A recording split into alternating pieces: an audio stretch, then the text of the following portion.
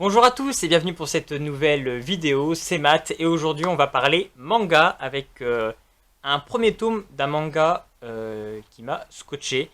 Je vais parler de The Promised Neverland, donc il y a scénario c'est Keiyu Shirai et au dessin c'est Posuka Demizu.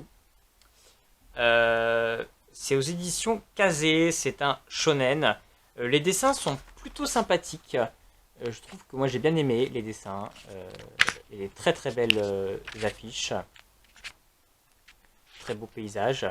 La couverture déjà en dit long un petit peu sur l'univers qui est très fourni. On a un groupe d'enfants en fait qu'on découvre qui sont dans une espèce d'orphelinat pension, on ne sait pas trop. Et ils ont une vie assez particulière, donc ils sont tous habillés en blanc, etc. Ils doivent passer des tests régulièrement. Et bon, ils ont des cours, ils ont juste une personne en fait qui s'occupe d'eux, une sorte de nounou un petit peu. Et, euh, et voilà, donc on n'en sait pas forcément plus sur l'univers. Au début c'est un petit peu comme ça. Et il va se trouver qu'une des enfants en fait, doit partir parce qu'en fait, à des moments en fait, ils sont enfin adoptés, ils vont être adoptés parce que c'est un orphelinat.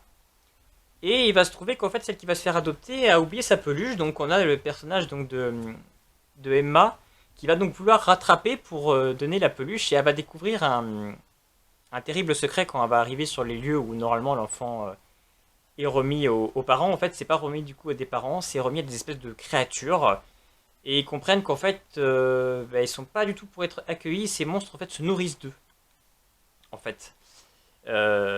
Donc ils découvrent ce terrible secret où en fait ils découvrent qu'en fait ils sont en fait juste des sortes de bœufs qu'on engraisse un petit peu pour nourrir ces monstres. Donc tout leur univers vole en éclats et voilà, ils vont essayer, Emma avec ses amis va donc essayer de sauver toute la bande des orphelinats et donc de s'échapper de cet orphelinat et quitter donc cet orphelinat. Mais qu'est-ce qu'ils vont découvrir autour aussi? C'est ça la question en fait aussi de ce manga, c'est finalement où est-ce qu'ils sont? Parce qu'on leur apprend des choses, ils apprennent notre monde finalement, mais finalement ils se rendent compte qu'il y a des créatures, donc ce qu'ils apprennent est faux. Donc ils se rendent compte que finalement ils sont pas dans un orphelinat mais ils sont dans une sorte de prison. Et ils peuvent se fier à personne, ils comprennent bien qu'aussi leur nounou finalement est complice de tout ça, donc il faut aussi qu'ils se méfient d'elle. Donc ils essayent de monter un plan, on a beaucoup de choses assez psychologiques dans ce roman, beaucoup de discussions sur comment réussir à s'en sortir pour s'échapper sans se faire prendre, monter un petit peu leur plan. Et donc il y a beaucoup de mystères. Ça me fait penser un petit peu à l'attaque des titans à l'époque où on ne savait pas forcément d'où venaient les titans, etc. Pourquoi cette ville était entourée des murs, quel était l'historique. Là c'est pareil, on est vraiment plongé dans un manga bourré de mystères, on se pose beaucoup de questions, et c'est en ça qu'en fait c'est un énorme coup de cœur, en tout cas ce tome 1, parce qu'il pose tellement de questions qu'on a envie de savoir la suite, on a envie de savoir donc qu'est-ce que c'est que cet orphelinat, où est-ce qu'il se trouve, qui sont ces créatures finalement. Voilà, il y a plein de questions qui se posent, c'est peut-être vraiment un univers extrêmement riche, donc j'ai extrêmement hâte de lire la suite de ce manga.